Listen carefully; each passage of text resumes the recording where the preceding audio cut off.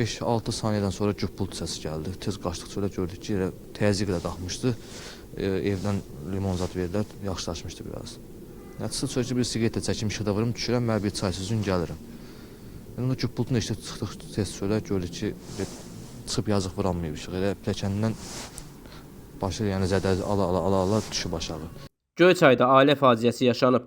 Hadisə rayonunun Çayırxı kəndində qeydə alınıb. Belə ki, Yeni il gecəsi kənd sakini 1972-ci il təvəllüdlü Sərvan Əhmədov yaşadığı evdə bədbəxt hadisə ilə üzləşib.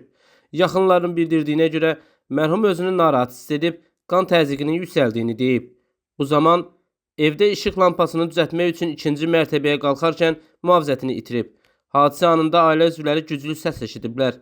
Sərvan Əhmədov baş nahiyəsindən ağır xəsarət almış vəziyyətdə xəstəxanaya çatdırılıb. Həkimlərin göstərdiyi tibbi yardıma baxmayaraq o xəstəxanada dünyasını dəyişib. Məlumata görə hadisə mərhumun yüksək qan təzyiqi nəticəsində mühafizəni itirərək ikinci mərtəbənin eyvanından yıxılması səbəbindən baş verib. Bu maşını qoyub tez çatdırdıq Mərkəzi rayon Göyçay Mərkəzi xəstəxanasına. Həkimlər çox sağ olsunlar, əllərindən gələn elədilər. Nə lazımsa elədilər, amma lakin bədən baş hissəsindən çox xəsarət aldığına görə bir şey eləyə bilmədi həkimlər. Əllərindən gələn amma elədilər, çox sağ olsunlar.